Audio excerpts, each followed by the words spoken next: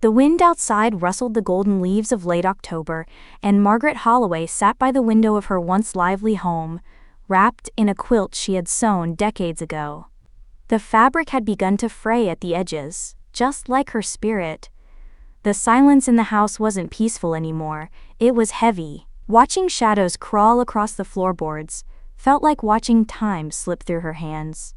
She hadn't always been this lonely. There was a time the halls echoed with laughter, birthday songs, the rhythmic clatter of breakfast plates. She had raised 3 children in this very house, Daniel, Claire, and Evan. She had patched scraped knees, stayed up through fevers, and celebrated report cards with homemade chocolate cake. She had worked 2 jobs after her husband Harold died, just to make sure they never felt the absence of anything, except perhaps her exhaustion. Now, at 72, her heart was tired, and her body weaker than she dared to admit. When the doctor told her last spring that her illness would likely worsen, she hadn't panicked. She had smiled softly and said, "Well, we all have to go sometime."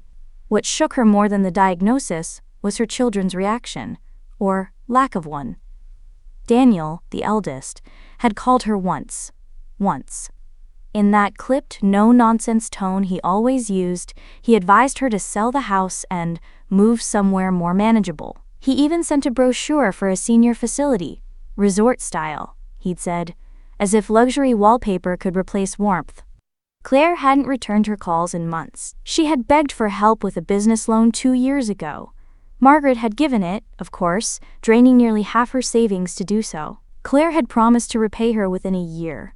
That year passed, then another. Now Claire's silence was louder than any apology, and Evan, charming, boyish Evan, her baby, he still came around sometimes, always smiling, always affectionate. But something had shifted. The warmth felt rehearsed, and when she found strange withdrawals in her bank account, $200 here, $500 there, she didn't confront him. Not yet. But she knew. Margaret had raised them to be better. She believed that. But somehow, the moment she needed them most, they vanished, like guests who had overstayed their welcome and decided to leave before the lights came on. She sipped her tea slowly, her hands trembling. Not from age, from disappointment. But she wasn't as fragile as they assumed. No, not by a long shot. She still remembered who she was before she was their mother, before she sacrificed her dreams, her name, her independence to give them a world better than her own. Somewhere deep within her, that version of herself stirred again. And for the first time in weeks, a thought flickered, a dangerous little ember that warmed her chest more than the tea ever could. Let them think I'm done. Let them think they've won. They'll learn soon enough that I've remembered who I am. It began on a gray Thursday morning, just after a light rain. Margaret opened the front door to fetch the paper when she noticed a young man walking slowly up her driveway. He wore a navy coat, his shoes dusted with mud, and held a bag of groceries in one hand and an umbrella in the other. "Mrs. Holloway?" he asked gently, his voice steady but warm. "I hope it's all right. I brought these. You mentioned last week you were low on eggs." Margaret blinked. Last week? It was happening again, her mind playing tricks. But as he stepped forward and offered a familiar, courteous smile, something clicked in her memory. He had come the week before. And the week before that. Always on a Thursday. Always quietly, never overstaying. He had first introduced himself as Noah, just Noah, and said he was a friend of her late husband's family, someone who used to come around when I was little. She hadn't remembered him, but she hadn't asked questions either. There was something about him, his calmness, his attentiveness, that made her feel safe. Seen. He didn't talk down to her like Daniel did, didn't pretend to listen like Evan, and unlike Claire, he came back. Every Thursday, rain or shine, Noah knocked at her door. He brought milk, bread, and sometimes lavender from the community garden down the street. He repaired a broken banister on the front porch, replaced the flickering porch light, even offered to trim the hedges that had grown wild with neglect. The neighbors noticed. Of course they did. One of them, Mrs. Dodd from across the street, asked pointedly, "Is that your nephew, dear? Quite the attentive one, isn't he?" Margaret just smiled. She didn't know what to call Noah yet. All she knew was that he asked nothing from her. Some Thursdays, they sat together in the parlor, sipping coffee, and spoke of everything except the children. He asked about her quilting projects, about Harold, about the old piano in the front room. Once, he brought a record, Sinatra, and they listened quietly, not needing to fill the silences with anything but the music. But behind Noah's soft presence was a sense of something unspoken, something he knew and hadn't yet shared. Margaret could feel it. It hovered in the room like dust in sunlight. She watched him from the window as he left that day, umbrella shielding him from the drizzle. A figure of kindness in a world that had gone cold. Later that night, Margaret sat in the study and opened the small, leather-bound journal she kept hidden under a false panel in her desk. With shaking fingers, she added a new line. "Noah came again today. He asked about the piano. He's patient, polite. He reminds me of someone. I'm starting to believe Harold sent him." She paused. Or maybe it wasn't Harold. Maybe it was the past, finally walking back through the front door. Margaret closed the book and stared at the safe behind the old landscape painting. She hadn't opened it in years. But maybe it was time. It was nearly midnight when Margaret moved the painting. She had stared at it for hours, the oil landscape of an English countryside, something Harold had picked up at an estate sale decades ago. It had always hung above the old fireplace in the study. No one ever questioned its placement. No one ever thought to look behind it. But Margaret knew what lay hidden there. She had known for years. Her fingers trembled as she lifted the heavy frame from the nail, revealing a patch of wall with faint outlines, a square cut precisely into the plaster. The safe was old, its metal face dulled with time, but the combination still lived in her memory like an old song. She turned the dial. 12, 38, 7. A click, a release. Inside, time itself, preserved in paper. She pulled out a stack of yellowed envelopes tied with blue ribbon, faded photographs, a deed with a name not one of her children would recognize, and, at the very bottom, a letter written in her own handwriting. A letter never sent, never read. Margaret sat down slowly at the desk, laid the items out before her like offerings, and let her fingers brush over each one.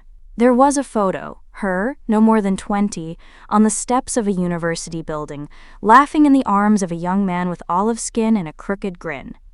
His name was Thomas. He wasn't Harold. Thomas had been her first love, her real love. They had dreams then, New York apartments, smoky jazz clubs, a bookstore by the river.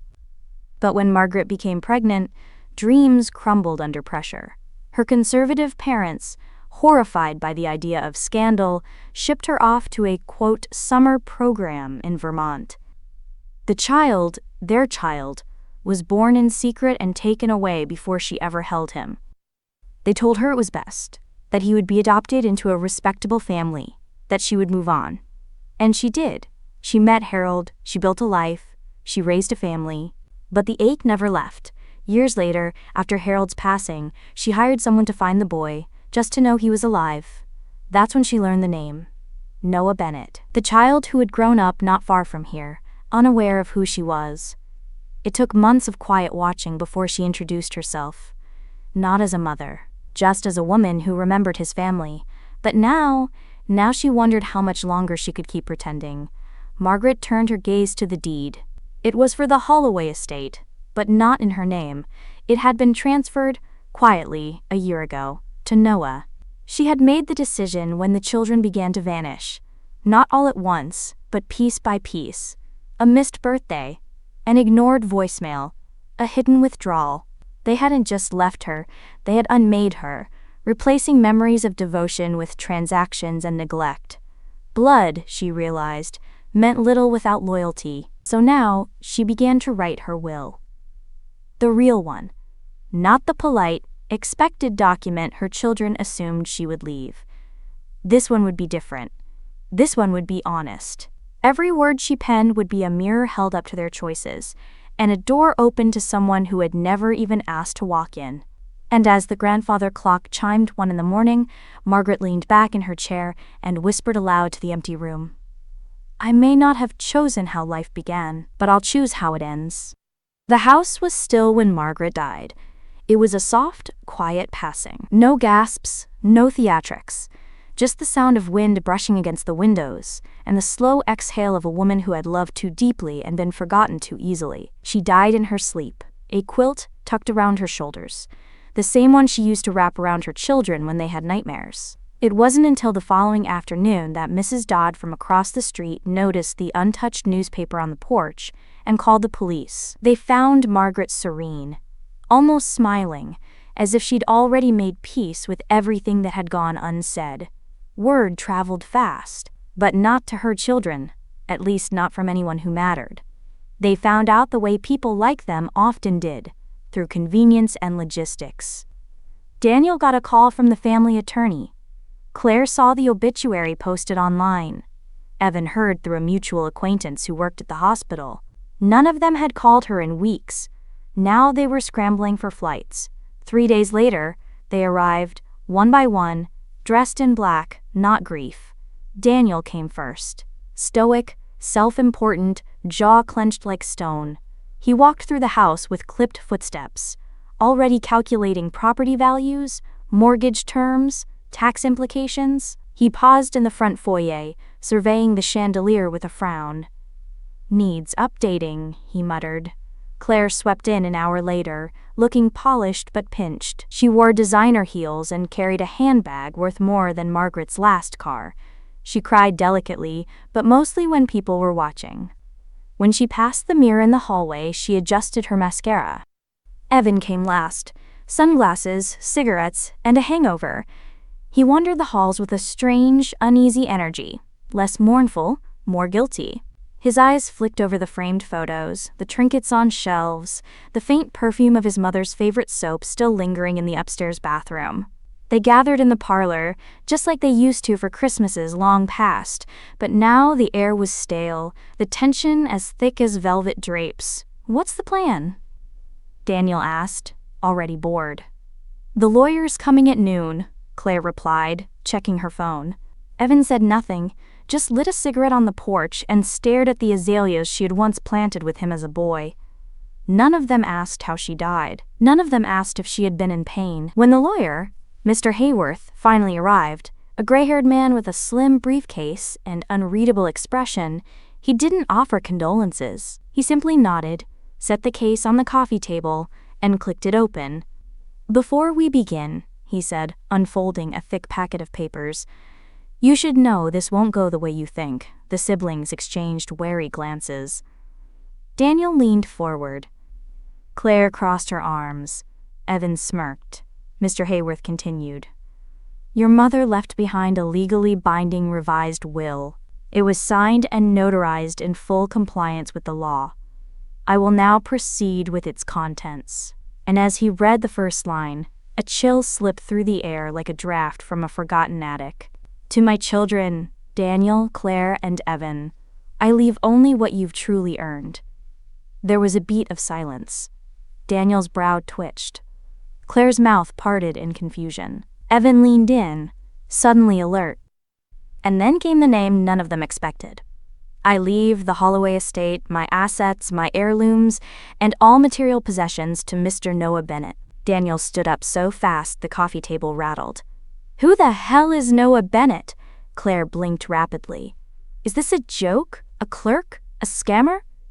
Evan, for once, said nothing, just looked toward the hallway, where the faint creak of old floorboards echoed, almost like someone, somewhere, had arrived. But Margaret wasn't there to answer. Her voice had passed on. Only her decisions remained. The parlor, once filled with quiet anticipation, erupted into stunned silence. Noah Bennett. The name echoed in the hollow room like a verdict. Daniel's face flushed crimson. "This is impossible," he snapped, slamming his fist on the armrest. "Margaret would never... This must be some kind of mistake." Claire's eyes narrowed, lips pressing into a thin line. "Who is this Noah Bennett? Some charity case? A stranger? Evan's usual smirk faltered. He leaned forward, voice low. Does anyone even know where this guy is? How could she leave everything to some stranger? The lawyer, Mr. Hayworth, adjusted his glasses and held up a hand. Mrs. Holloway's wishes are clear. The estate, all assets, personal belongings are bequeathed to Mr. Bennet in full. A murmur rippled through the small gathering of family friends and distant relatives who had come out of curiosity. But the real bombshell was yet to come. Mr. Hayworth reached into his briefcase and pulled out 3 thick envelopes, each sealed with a crimson wax stamp and marked with a child's name. These, he said, are personal letters from Mrs. Holloway. She instructed that they be read only after the will was disclosed. Daniel tore open his envelope with shaking hands. Inside was a letter penned in Margaret's careful script. Daniel, it began, you have always been the eldest, the one I believed would carry the family's torch. Yet you pressured me to abandon the home we built, to downsize, into a place where love is replaced by routines and medication. You saw me as a problem to solve, not a mother to care for. His hands faltered as he read further, the weight of her words settling heavy in the room.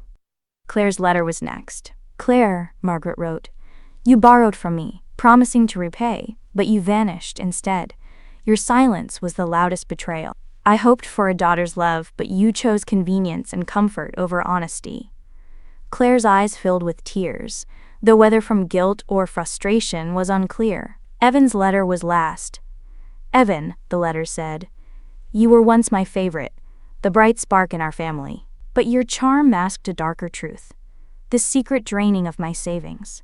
The lies that wrapped around your smile. Trust is earned, not taken. Evan clenched his jaw, but said nothing. Mr. Hayworth paused, then added, Mrs. Holloway also set conditions. Each of you must complete specific tasks outlined in these letters if you wish to reclaim any part of her legacy. The siblings looked at one another, shock, anger, confusion mixing in their eyes. Noah Bennet was not just an inheritance recipient. He was the key to their mother's final reckoning. After the will reading, the house felt heavier, laden with unspoken accusations and raw wounds.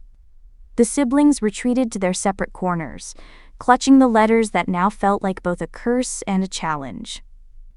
Daniel paced the study, rereading his mother's words aloud, her voice echoing in his mind with a bitter clarity he could no longer ignore. You pressured me to leave the home we built, to treat me as a burden rather than a mother.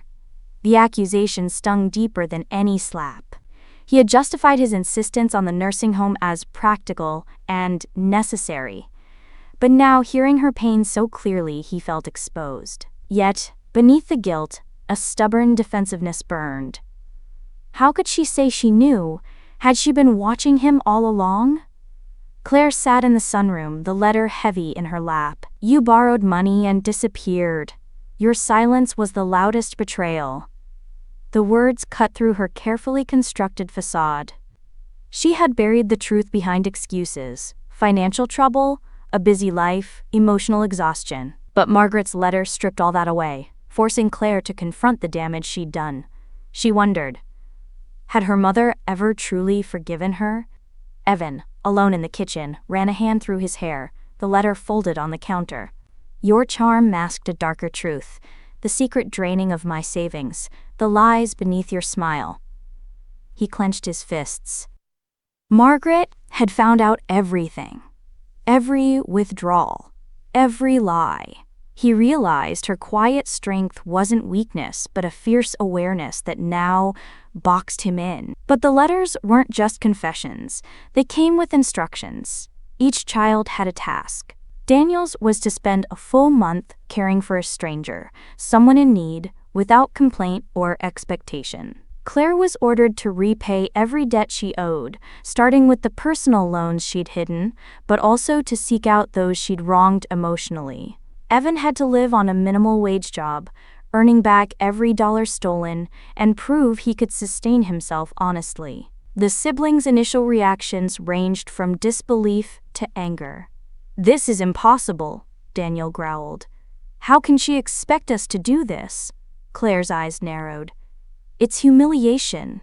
But maybe Maybe it's what we deserve." Evan shook his head.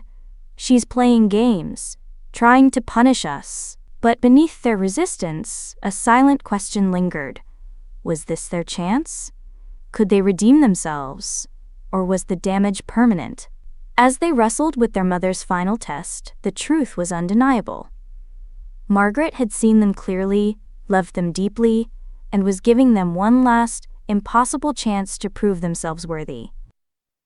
The Holloway siblings hadn't anticipated how deeply their mother's challenge would plunge them into the shadows of their past.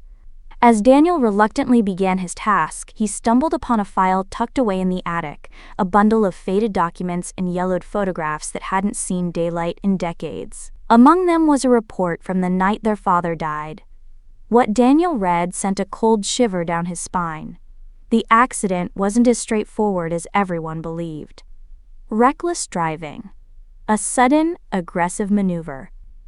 The report hinted at reckless behavior, implicating someone with the driver's profile suspiciously close to Daniel's own youthful recklessness. His mind raced. Could his carelessness have cost their father his life? Had he buried this truth for years? Meanwhile, Claire, digging through old boxes in the family study, found a worn leather diary, the handwriting unmistakably her mother's. The entries revealed a side of Margaret no one had seen. A woman torn between loyalty and loneliness during a painful separation from her husband. And then, a startling confession, a secret love affair during those years, one that ended with a child given up for adoption. Noah Bennett. The revelation hit Claire like a thunderbolt. Noah wasn't just some stranger. He was their half-brother, the living embodiment of their mother's hidden past. Evan, grappling with his task of earning honest wages, overheard a conversation in a local cafe that set his heart racing. A waitress mentioned a man named Noah Bennett, describing him as quiet, kind, and working tirelessly at a community center.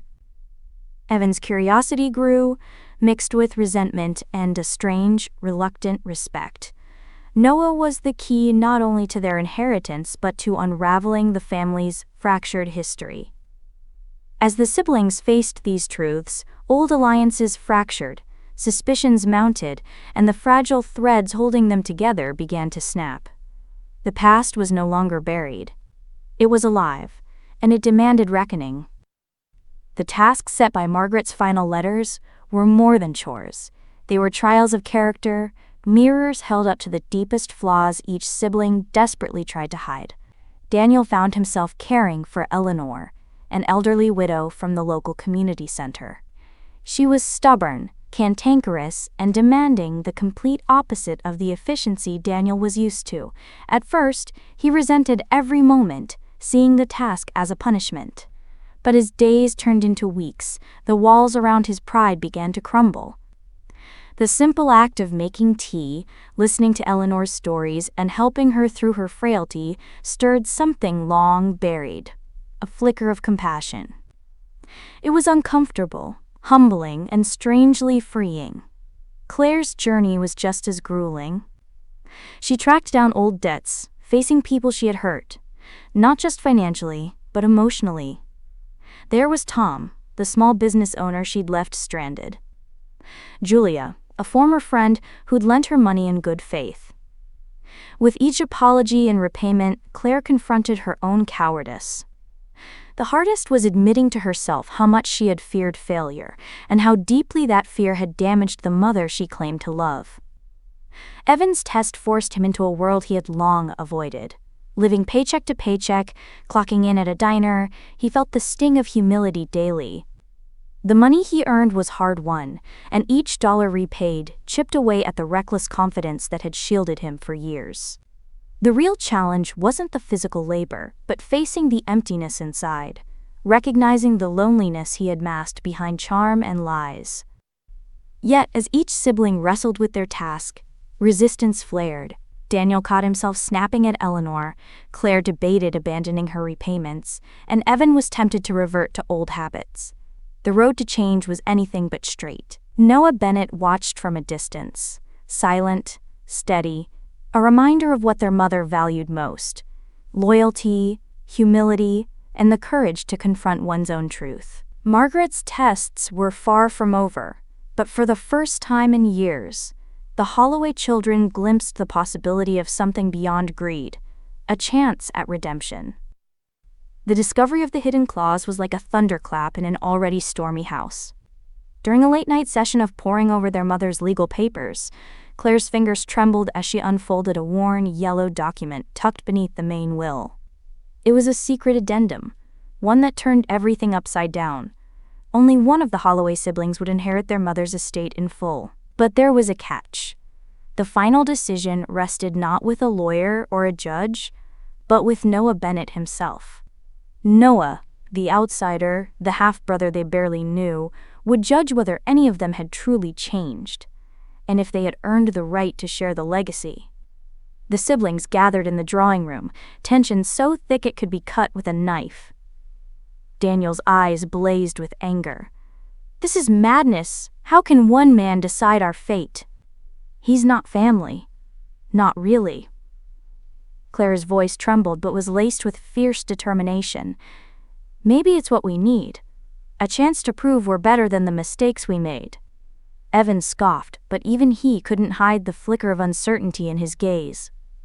Noah, meanwhile, remained distant but unwavering. The final phase of Margaret's plan had begun.